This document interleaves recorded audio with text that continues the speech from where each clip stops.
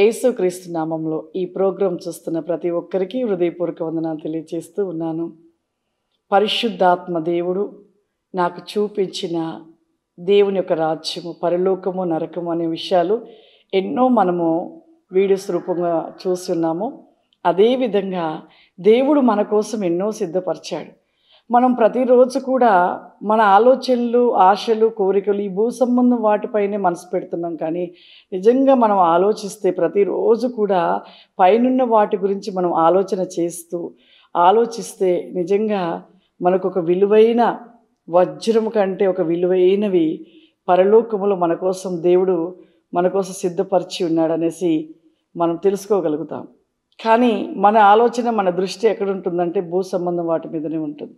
కానీ ప్రభు ఎంతో మందిని కూడా ఈ విధంగా భూలోకములో ఉంటున్న వాటిపైన మనసు, దృష్టి, ఆలోచన పెడుతూ ఉన్నారని ప్రభు ఎంతో మందికి పరలోకము, నరకం అనే విషయాలను ఎన్నో కూడా విషయాలని చూపిస్తూ తెలియపరుస్తూ ఉన్నాడు. అదేవిధంగా నేను కూడా ఉపవాసంలో ఉండి ప్రార్థించినప్పుడు ఎన్నో విషయాలను చూపించారు, ఎన్నో స్థలాలు చూపించడం జరిగింది. అలా చూపించిన వాటిలో దేవదూతలు ఎన్నో, కొన్ని కోట్లకు మించిన దూతలు, దేవుడు ఆయన మహిమతో చేయబడిన దూతలు, ఎన్నో కోట్లకు మించిన దూతలు ఆ పరలోకంలో, ఆ వెలుగు రాజ్యంలో ఎంతో సంచరిస్తూ ఆత్మలైన వారి ఎదుట నిలిచి వారిని ఆ స్థలములో ఏ యొక్క పని విషయంలో ఏ పని చేపించాలో వారు దూతలుగా నిలిచి వారికి పని చేపిస్తూ ఆ వారి మధ్యలో ఉంటూ ఆ పరలోకం అంతా సంచరిస్తూ ఉన్న ఆ దూతల విషయం గురించి కొన్ని విషయాలు మీకు చెప్పాలనుకుంటూ ఉన్నాను. ప్రభు నా ఆత్మను పరలోకానికి తీసుకువెళ్ళినప్పుడు అక్కడ మరి మిఖాయేల్ దేవదూత మరి ఒక సైన్యముతో యుద్ధము చేయుటకు యుద్ధ సామగ్రిలన్నీ కూడా ఒక స్థలంలో పెట్టబడి ఉన్నవి. ఆ స్థలంలోనికి నన్ను దూతలు తీసుకెళ్ళి ఉన్నారు. ఆ స్థలంలోకి వెళ్ళినప్పుడు అక్కడ ఆ స్థలంలో మరి యుద్ధ సామగ్రిలు అనేక స్థలంలో కుప్పలు కుప్పలుగా పెద్ద రాసులుగా పోయబడి ఉన్నవి. ఆ స్థలంలో మిఖాయేలు దూత నిలిచి ఉన్నాడు. ఆ స్థలము నుండి మిఖాయేలు దూత మరి అనేకమైన కోట్ల మించిన దూతల సమూహము, ఆ సమూహమును వెంట పెట్టుకొని యుద్ధము చేయుటకు వెళ్ళబోచ్చు ఉన్నాడు. ఆ సమయంలో మరి దేవదూతలు నా స్థలము తీసుకువెళ్ళినప్పుడు అక్కడ మరి మిఖాయేలు యొక్క దూత ఆ స్థలంలో నిలిచి మాట్లాడుతూ ఉన్నాడు. కుమార్తె, ఈ స్థలములో ఉన్న ఈ సామగ్రిలన్నీ కూడా యుద్ధము చేసే సామగ్రిలు ఇవి. అదిగో మిఖాయేలు దూత మాట్లాడుతూ, అదిగో లూసిఫర్ యొక్క సైన్య సమూహంపై యుద్ధము చేయుటకు వెళుతున్నాము. ఆ యుద్ధంలో భూలోకంలో ఉంటున్న ప్రజల కోసమే యుద్ధములన్నీ కూడా, ఈ యొక్క రాజ్యంలో ఉన్నవన్నీ కూడా భూమి మీద ఉన్న అదిగో ఆ ప్రజల కోసమే ప్రభు సిద్ధపరిచి ఉన్నాడు. యుద్ధములు కూడా ఆ భూమి మీద ఉన్న ప్రజల కొరకే అని చెప్తూ ఉండగా నేను ఆశ్చర్యంగా చూసి ఉన్నాను. నిజంగా చాలా ఆశ్చర్యం అనిపించింది. ఎందుకు అంటే ఒక మనిషి కోసము ఇంత సిద్ధపాటును ప్రభు చేయడం అని నాకు ఆలోచనలో అలానే ఉన్నాను.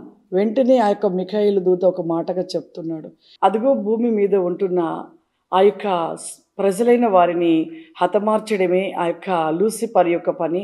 పాపముతో పడవేస్తూ వారిని హతమార్చడమే వాని యొక్క పని. అందుకొరకే యుద్ధములు చేయుట, ఆ యుద్ధములు చేయుతూ ఉండగా వాని యొక్క సైన్యము హతమార్చబడుతూ వాని యొక్క శక్తి కోల్పోతూ, వాని సైన్యం శక్తి కోల్పోతూ వాడు పాతాళంలో పడివేయబడుతూ ఉంటాడు.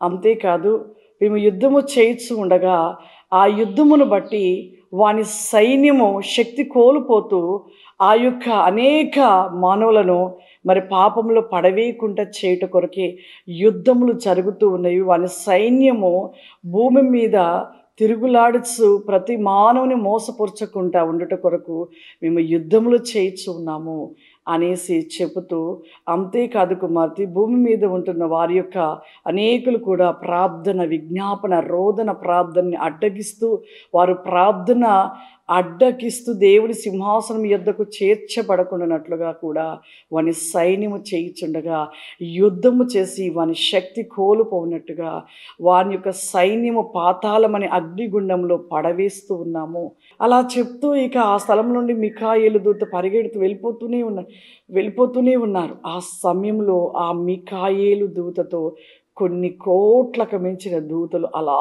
వెళ్ళిపోతూ ఉన్నారు. నిజముగా ఎంత ప్రయాసము! మానవుని కోసం ఇంత త్యాగం ఆ దేవునికి. ఇంతగా దేవుడు మనిషి కోసం ఎంత తపిస్తూ ఉన్నాడంటే, మనుషులుగా మనము మాత్రము దేవుణ్ణి అర్థం చేసుకోలేని వారుగా ఉంటున్నాం. ఆయన ఒడిలో ఉండలేకపోతున్నాం. ఆయన మాట వినలేకపోతున్నాం ప్రియులారా. నిజముగా మన కోసము దేవదూతలను కూడా దేవుడు సిద్ధపరిచి, మన యొక్క పైకి మరి అపవాది సైన్యము దాడి చేయకుండా, వాని యొక్క ప్రభావం మన మీద పడకుండా, వాడు మనను పాపంలో పడవేసి మరణింపచేసి పాతాళంలో పడవేయకుండా దేవదూతలను దేవుడు సిద్ధపరిచి నిత్యము యుద్ధములు జరిగించబడుట ఎంత ఆశ్చర్యం. అందుకే బైబిల్ గ్రంథంలో ఒక మాటగా తెలియపరచబడుచున్నది. యోహాను రాసిన ప్రకటన గ్రంథము 12వ అధ్యాయము 7వ వచనములో మనము ఒక్కసారి ధ్యానించుకుందాము. అంతట పరలోకమందు యుద్ధములు జరిగెను. మిఖాయేలును అతని దూతలను ఆ ఘట సర్పముతో యుద్ధము చేయవలెనని ఉండగా, ఆ ఘట సర్పమును దాని దూతలను యుద్ధము చేసిరి, కానీ గెలవలేకపోయిరి. చూడండి, యుద్ధము చేస్తూనే ఉంటారు, కానీ పోయి ఉన్నారు. నిజముగా చాలా అద్భుతమైన మర్మములు, ఆశ్చర్యమైన మర్మములు. యూదా రాసిన పత్రికలు కూడా మరి మోషే యొక్క దేహము విషయంలో, మోషే యొక్క దేహమును మరి అపవాది అయిన సైన్యము ఎత్తుకుపోవాలని ఎంతో ప్రయత్నించినప్పుడు అక్కడ కూడా మిఖాయేలు యుద్ధం చేస్తున్నాడు. దానియేలు ఉపవాస ప్రార్థన చేసినప్పుడు ఆ యొక్క ఉపవాస ప్రార్థనకి జవాబును తీసుకుని వస్తున్నప్పుడు కూడా యుద్ధము చేసినాడు మిఖాయేలు. నిజంగా ఒక మనిషి కోసం ఎంత యుద్ధములు, ఎంతగా దేవుడు వాని యొక్క దూతలను సమకూర్చి ఇన్ని యుద్ధాలు జరిగించబడుట ఆత్మ నేత్రములు కలిగిన వారు చూడగలుగుతారు. యుద్ధములు ఎప్పుడు కూడా ఆకాశ మండలంలో యుద్ధములు జరుగుతూనే ఉంటాయి. ఎప్పుడు అపవాది సైన్యముకు మిఖాయేలు సైన్యముకు యుద్ధము జరిగించబడుతూనే ఉంటుంది. ఆ యుద్ధము ఎవరి కోసము అంటే ప్రతి మానవాని కోసము, ప్రతి మానవుడు రక్షించబడుట కోసము, ప్రతి మనిషి పాపముని విడిచిపెట్టి దేవుని తట్టు తిరుగుట కోసము. ఎందుకు అంటే మానవుని హృదయము దేవుని సొత్తు. ఆ హృదయంలో దేవునికి మాత్రమే నివాసము, కానీ ఆ హృదయములో దేవునికి నివాసము ఇవ్వకుండా అపవాది ఆ హృదయాన్ని దొంగిలిస్తూ, అపవాది ఆ హృదయాన్ని మోసపరుస్తూ పాపములో పడవేస్తూ మరి మానవుని చివరికి ఆ పాపంలోనే జీవించినట్లుగా చేసి వాడు హతమార్చి నరకాగ్నిలో పడవేస్తూ ఉన్నాడు. ఎంత ఘోరం! నిజంగా దేవుడు మన కోసం ఎన్ని సిద్ధపరిచాడు. పరలోకాన్ని సిద్ధపరిచాడు, అక్కడ అనేక స్థలాలు సిద్ధపరిచాడు. మన కోసము కోట్లకు మించిన దూతలైన వారు ప్రతిరోజు, ప్రతి క్షణము రోజని కాదు, ఎప్పుడు ఎనీ టైము కూడా ఆకాశ మండలంలో యుద్ధము చేయుట మిఖాయేలు దూత చెప్పడము నాకు చాలా ఆశ్చర్యం అనిపించింది. నిజంగా దేవుని సృష్టిలో ఎన్నో ఉన్నవి.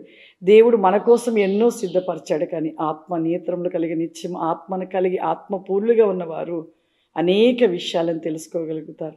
నిజమే, మన జీవితంలో ఇకడైనను మనం మార్చబడాలి. మన ఒక హృదయము దేవునికి ఇవ్వాలి, దేవుని సొత్తుగా చేయాలి. అలా చేసినప్పుడు దేవుడు ఎన్నో విషయాలను మనకు తెలియపరుస్తూ, దేవుడు సంతోషిస్తూ ఆ నిత్య రాజ్యములో మనకు ఒక స్థలముగా మనం ఆ యొక్క స్థలంలోనికి మనము వెళ్ళగలుగుతాం. అంతేకాని ఇంకా కూడా మనం మార్చబడక పాపంలోనే జీవించి హృదయములో దేవునికి చోటు ఇవ్వని వారిగా ఉంటే ఖచ్చితంగా మన జీవితంలో దేవుని రాజ్యానికి చేర్చబడం. దేవుడు సిద్ధపరిచిన వాటినన్నిటిని మనం స్వంతం చేసుకోవాలంటే దేవుని మాట విని ఆయన మాటకు లోబడినట్లయితే అన్నీ కూడా పరలోకంలో మనం సొంతం చేసుకోగలుగుతాము, ఆ రాజ్యానికి చేర్చబడతాము.